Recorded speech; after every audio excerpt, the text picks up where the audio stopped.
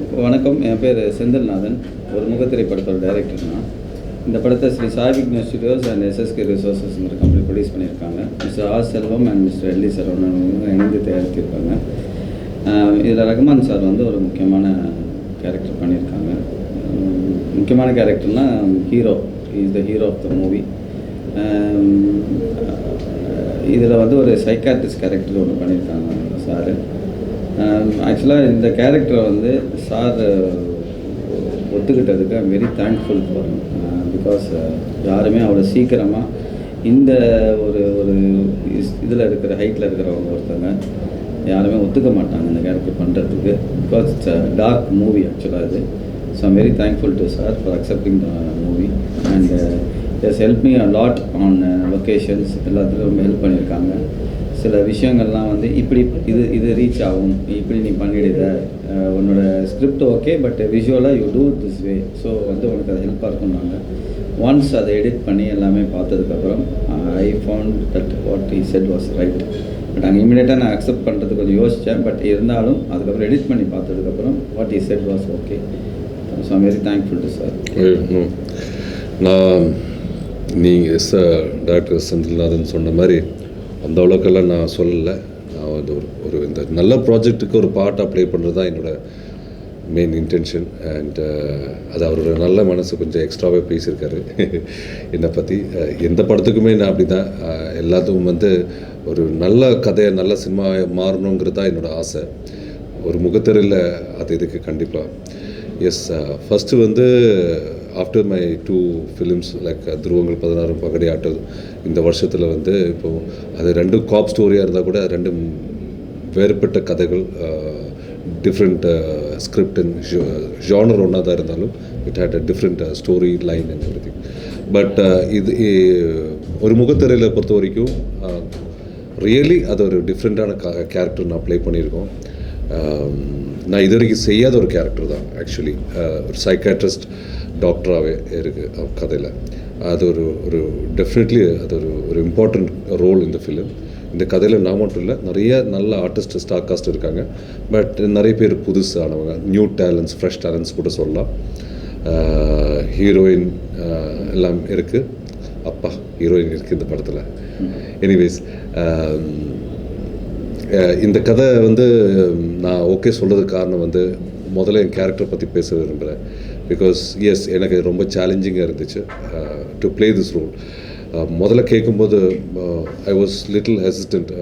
நான் பண்ணால் எனக்கு இமேஜில் ஏதாவது பிரச்சனை ஆகிடுமா அப்படி இப்படியெல்லாம். இப்போ இருக்கிற ஆடியன்ஸு எப்படின்னு தெரியல அந்த டைமில். பட் ஆஃப்கோர்ஸ் ஆடியன்ஸ் வந்து ரொம்ப இன்டெலெக்சுவலாக இருக்குங்கிறது நீங்கள் அதை ப்ரூவ் பண்ணிட்டீங்க. துருவங்கள் 16 சக்ஸஸே வந்து அது பெரிய காரணமாக இருக்குது.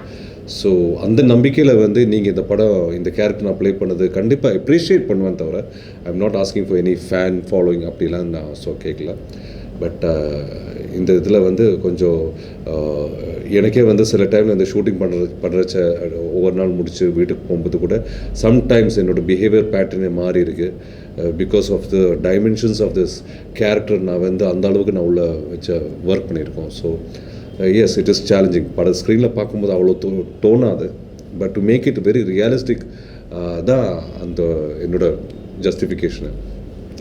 பிகாஸ் தென் இன்னொன்று வந்து ஏன் இந்த மாதிரி படம் ஒத்துக்கிட்டேன்னு சொன்னதுக்கு, சி ஆஸ் அன் ஆக்டர் நான் வந்து I am trying to do my best and give something different. கதை இது something not like the other commercial mainstream cinema மாதிரி நிறைய கிளாமர், கொஞ்சம் நிறைய பாட்டு, ஃபைட். அஃப்கோர்ஸ் அவங்க அந்த கதையிலலாம் படத்துலலாம் ஸ்டோரி இருக்குது, இல்லைன்னு சொல்கிறது இல்லை. I am not doing any controversial thing. இந்த மாதிரி ஸ்மால் பட்ஜெட் ஸ்கேலெல்லாம் வந்து we try to do focus on the content and the script and screenplay. ஸோ நான் ஏதாவது ஒரு படம் பண்ணமோ கண்டிப்பாக எல்லாருக்கும் தெரியும் வந்து it's a different film, it's going to be something different. இந்த படத்தில் அந்த டிஃப்ரென்ஸ் வந்து இன்றைக்கி இருக்கிற கொஞ்சம் காலமாகவே நடக்கிற சில விஷயங்கள் இருக்குது. டு நவடேஸ் இந்த இன்டர்நெட் மூலமாக இந்த வாட்ஸ்அப் அந்த மாதிரி எல்லாம் வந்து நல்லது இருக்குது. It is of course technology is very good. நான் ரொம்ப வெல்கம் பண்ணுவேன் டெக்னாலஜி. அதே டைமில் technology helps where there is good with there is a bad. அதாவது நல்லதுக்கும் ஒரு கெடுதல் பின்னாடி இருக்குது. இப்போ இன்டர்நெட் இப்போ வந்து எல்லாருக்குமே தெரியும், ப்ரைவசி கம்மியாக போயிட்டு இருக்கு. நிறைய பேர் பசங்க வந்து இப்போ அதிகமாக படிக்கிறதில்ல, ரொம்ப நேரமே இன்டர்நெட்டில் இருந்தால். எல்லாத்துக்குமே ஒரு லிமிட் வேணும். லிமிட் தாண்டி போகும்போது பிரச்சனைகள் வருது. பட் இதெல்லாம் அதை பேஸ் பண்ணி ஒரு சப்ஜெக்ட் சொல்லலை. இது வந்து த்ரூ திஸ் வாட் ஹஸ் ஹேப்பனுங்கிறது தான் ஸ்டோரி. அதாவது இந்த சோஷியல் மீடியா மூலமாக படமாக ஆரம்பித்து அது எங்கே போய் லீட் பண்ணுறது, அது போன இடத்துல அது நடக்குமா நடக்காத, அது ஆனால் நடக்கக்கூடாது நடக்கிறது தான் அவரோட அந்த கிளைமேக்ஸ் வருது. So that's the whole line about it. நான் கதை வெளிப்பட சொல்லக்கூடாது. But it will be interesting film, something difference. And இந்த கேரக்டர் வந்து நான் பண்ணுற காரணம்னா, அந்த கேரக்டர் வந்து அந்த கதையில் மொத்தமாக அந்த என்னோடய கேரக்டர் தான் கொஞ்சம் கஷ்டமானது. ஸோ ஐ வாஸ் திங்கிங், இவ்வளோ நல்ல கதையில் வந்து இப்போ இந்த யார் வேறு ஆக்டர் பண்ணோம் அப்படின்னு சொல்லும்போது அவர் செந்தில்நாதன் சொன்ன மாதிரி, சார் நீங்கள் பண்ணது நல்லா இருக்கும்னு சொன்னாங்க, இல்லாட்டி யாருமே பண்ண மாட்டேன், அப்புறம் இந்த கதை அப்படியே க்ளோஸ் பண்ணி வச்சுக்கணும், வேறு கதை நம்ம பண்ணணும்னு சொன்னோன்னே, என்னை பொறுத்த வரைக்கும் இந்த மாதிரி ஒரு சொசைட்டியில் கொடுக்க வேண்டிய ஒரு சப்ஜெக்ட்டு கண்டிப்பாக நம்ம ஒர்க் பண்ணலாம்னு சொல்லிட்டு அப்படி தான் ஆரம்பித்தோம் இந்த சப்ஜெக்ட். இந்த மாதிரி நியூஸஸ் நிறைய நடக்குது. அஃப்கோர்ஸ் இந்த ரேப்புக்கெல்லாம் வந்து கண்டிப்பாக கொடூரமான ஒரு தண்டனை கொடுக்கணும். பட் எங்களுக்கெல்லாம் அது சொல்ல முடியும், ஆனால் அதுக்கு ஜஸ்டிஸ் இருக்குது, ப்ரூவன் இன்னசென்ட் ஆர் நாட்டுங்கிறது.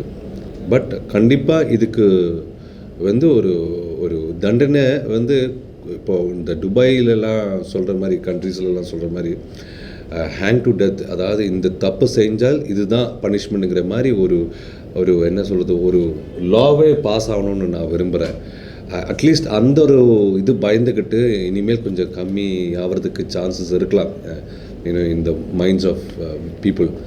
பிகாஸ் இது இது என்ன ரெஸ்ட்ரிக்ஷன் இருக்குது, லா இருக்குது, ஆனால் அதை லா பற்றி மக்களுக்கு தெரியல. அது ஒரு எஜுகேஷன் முதல்ல வரணும்.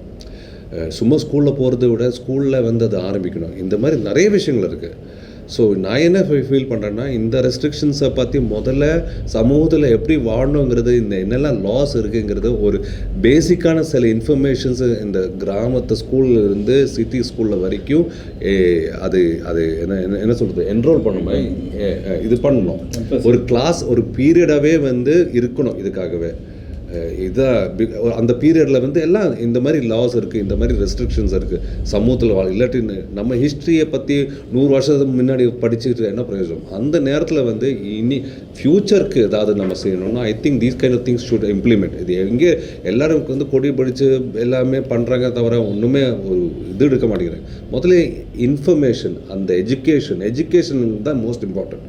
அது ஸ்கூலில் இருந்து ஆரம்பித்தா வளர பசங்கள் நாளைக்கு அது நம்ம ஜென்ரேஷனில் வந்து எல்லாருக்கும் தெரியும், இப்படி பண்ணால் இப்படி பண்ணால். ஈவன் டிரைவிங் பண்ணும்போது கூட காரில் போனவரும் கூட இன்றைக்கி வந்து யார் ஒழுங்காக ஆர்டிஓ ஆஃபீஸ் போய் லைசன்ஸ் வாங்கியிருக்கா, இந்த டிரைவிங் ஸ்கூலில் போய் லைசன்ஸ், எல்லோரும் கொஞ்சம் ஸ்கூல்லேருந்து அப்படியே வண்டி எடுத்துக்கிட்டு அப்புறம் அவனுக்கு லெஃப்ட்டும் ரைட்டும் போகிறது கூட மேனஸ் தெரியாது. நாமளே வந்து ரோட்டில் போகும்போது அப்படி தெரியுது. ஏன்னா அவன் வந்து அதை பற்றி போதை இல்லை. ஒரு பைக்காரன் வந்து டக்குன்னு லெஃப்ட் எடுக்கிறாங்க, டக்குன்னு ரைட்டு எடுக்கிறாங்க, எதுக்கு அந்த இண்டிகேட்டர், எப்படி எந்த ட்ராக்கில் பிடிக்கணும்னு கூட தெரியாது. அது அவன் வந்து ஐடியில் படிக்கிறான், ஆனால் அவனுக்கு தெரிஞ்ச இந்த பேசிக்ஸ் கூட தெரியாது. ஸோ இந்த மாதிரி இன்ஃபர்மேஷன் எனக்கு தெரியும், நான் போயிருக்கோம். ஸோ நான் ஒரு டிரைவிங் ஸ்கூலில் போயிட்டு ரைட்டு லெஃப்ட்டு இண்டிகேட்டர் போட்டு தான் நான் ட்ரைவ் பண்ணுறேன். இப்போ கூட அப்படி தான், அது இவங்க பண்ண மாட்டேங்கிறாங்க. பட் நீங்கள் இதே பசங்க வந்து வெளியூர் போங்க, அவங்க எல்லாம் கரெக்டாக அந்த ரூல்ஸ் என்ன இருக்குது அது மாதிரி தான் நடந்து போயிட்டு இருக்குது. கார் ரைட் சைடில் தான் போகும், இல்லை லெஃப்ட் சைடில் தான் துறப்போம், இப்படியெல்லாம் இருக்குது. ஸோ அங்கே அவங்க வந்து ரோட்டில் கூட துப்ப மாட்டேன்னே, அவ்வளோ க்ளீனாக இந்த அட்மாஸ்பியர். அது எப்படி அங்கே போனால் சேஞ்ச் ஆகுறது, இங்கே வந்து என்ன வேணால் பண்ணலாங்கிற மாதிரி இருக்குது. Because they don't know. அங்கே போய் கற்றுக்குறாங்க, இங்கே இல்லை, சொல்லி கொடுக்குறதும் இல்லை, தட்டி கேட்குறதுக்கு ஆள் இல்லை. So this is a thing, main thing you have to implement this. இதெல்லாம் வந்து எஜுகேஷன் சிஸ்டமில் தான் கொண்டு வர முடியும். நான் ஃபீல் பண்ணுறேன், நீங்கள் கேட்டிங்கன்னா அது பெஸ்ட் எக்ஸாம்பிள் ஸ்கூலில் போடுங்க. ஸ்கூல் இதுக்காகவே ஒரு பீரியட் போடுங்க, ஒரு பேசிக் பீரியட். அதாவது இதுதான் இந்த மாதிரி தான் ரூல்ஸ், இதுக்கு தான் பனிஷ்மெண்ட். அப்புறம் ஒரு ஆணும் பெண்ணும் எப்படி ஒரு ஆண் வந்து ஒரு பொண்ணை பற்றி பேசணுங்கிறது, எப்படி பிஹேவ் பண்ணுறதுங்கிறதெல்லாம் ஒரு கிளாஸ் எடுக்கணும். ஸோ இதெல்லாம் வந்து நம்ம சும்மா பேப்பரில் படித்து இங்கே நடந்தது அவனுக்கு இந்த செக்ஷன் சொல்லிவிட்டு நாளைக்கு அது மறக்கிறாங்க. So this is what is happening over and again. அந்த கான்ட்ரவர்ஷியல் கிட்ட நான் போகிறதில்ல, அதை பற்றி எனக்கு அந்த அளவுக்கு விவரம் இல்லை. ஐ பீன் ட்ராவலிங் கொஞ்சம் பிஸியாகவே இருந்தது, அந்த மேட்ரு எனக்கு என்னன்னு தெரியாது. எது இருந்தாலும் அது போலீஸ் இருக்காங்க, வெரிஃபிகேஷன் இருக்காங்க, அவங்க கண்டுபிடிச்சுவாங்க. நான் என்ன சொல்கிறேன்னா, there is so much of in this technology இப்படியெல்லாம் வருது. இதனால் எல்லாமே ஒரு லிமிட்டுக்கு யூஸ் பண்ணால் பரவாயில்ல. ஆனால் இது ஓவராக யூஸ் பண்ணாலும் டெக்னாலஜியில் எந்த விஷயத்திலும் ரொம்ப அதிகமாக ஸ்வீட் சாப்பிட்டா கூட கெடுதல் வரும் இல்லையா? அது ஸ்வீட் தான், but it has its side effects. So அப்படி தான். So we need some plot, something டிஃப்ரெண்ட்டாக காட்டணுன்னு டைரக்டர் செந்தில்நாதன் வந்து ஒரு நடந்த ஒரு இன்சிடெண்ட்டை வந்து அது கொஞ்சம் ஒரு கதையை அதை சுற்றி ஒரு கதை ஸ்கிரிப்ட் அப்படி பிளான் பண்ணி டிஃப்ரெண்ட் லெவலில் ஒரு என்டர்டெயின்மெண்ட் லெவலில் பண்ணியிருக்காங்க. இது வந்து ஒரு அவார்ட் வின்னிங் சப்ஜெக்ட் மாதிரிலாம் கிடையாது. இதில் பாட்டுகள் இருக்குது, நல்ல சாங்ஸ் அமைஞ்சிருக்காங்க, நல்ல ஃபைட் காட்சிகள் இருக்குது, த்ரில்லிங்கான மூமெண்ட்ஸ். இட்ஸ் மோரலஸ் இந்த ஜானர் வந்து ஒரு த்ரில்லிங் ஜானர் தான். ஆரம்பிக்கும் போது ஒரு நல்ல லவ் ஸ்டோரி மாதிரி ஆரம்பித்து கடைசி ஒரு த்ரில்லிங்கில் போயிட்டு இருக்குது. Something very nice. நிறைய யூத்து அண்ட் ஆல்சோ மிகப்பெரிய விஷயம் என்னென்னா இந்த படத்துக்கு வந்து யூ சர்டிஃபிகேட் கிடச்சிருக்கு.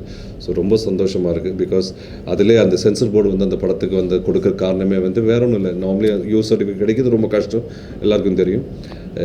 It's a very nice film என்னை பொறுத்த வரைக்கும். And I'm happy that I'm a part of this good film. Okay, thank you all. பேசுறதுக்கு இந்த வாய்ப்பு தந்ததுக்கு ரொம்ப நன்றி எல்லாருக்கும், எல்லா வியூவர்ஸ்க்கும். இந்த படம் ஒரு முக திரை, என்னை பொறுத்த வரைக்கும் ஒரு டிஃப்ரெண்ட்டான படம். அண்ட் ஐ விஷ் உங்களுக்கு டைம் கிடைச்சால் கண்டிப்பாக ஃபேமிலி எடுத்து தியேட்டர் போகணும். தியேட்டரில் படம் பார்க்குறது இட்ஸ் அ டிஃப்ரெண்ட் எக்ஸ்பீரியன்ஸ். இது வந்து ஒரு டிஃப்ரெண்ட்டான ஃபிலிம், இல்லை ஒரு வித்தியாசமான ஒரு ப்ராஜெக்ட் முதல்ல நான் சொல்ல மாட்டேன். இது ஒரு நல்ல கதை, என்டர்டெயின்மெண்ட் எல்லாமே இருக்குது. So it's going to be released on March 17th. Please to see ஒரு முகத்திரை. நன்றி. ஒரு முகத்திரை Shri Sakini studios and SSK research சார்பில் 2 பேரும் இணைந்து இந்த படத்தை தயாரிச்சிருக்கோம். இந்த படத்தை வந்து டைரக்டர் செந்தில் அவர் இயக்கியிருக்காங்க. இது ஃபேஸு தான் ஹீரோ, ஃபேஸு தான் வில்லன். ரகுமான் ஒரு வித்தியாசமான கேரக்டர் நடிச்சிருக்காரு. அது சுரேஷ், சுதி, அதித்தி, டெல்லி கணேஷ், மீரா கிருஷ்ணன், சுவாமிநாதன், பாலாஜி அவங்க நடிச்சிருக்காங்க. Music Premkumar Sivaraman, camera Saravana Pandian, editing SP Ahmed. இந்த படத்தை GS cinema Tamil Nadu March 17th release பண்ணுறாங்க.